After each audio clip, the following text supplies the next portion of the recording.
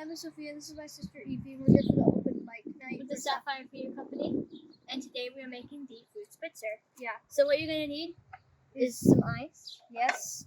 And Sparkling water, just plain. any type of fruit. We have nectarines and limes. And you're going to grape juice or peach juice, whatever kind of juice you want. and you're going to pour that up and fill it until the halfway mark. And then you're going to take your soda. Yep.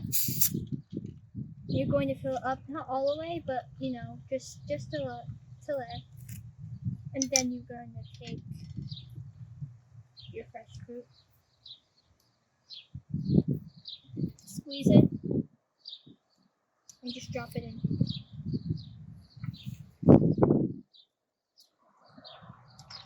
Oh, that's really good. Yeah. And we'll see you back next week with the next mocktail.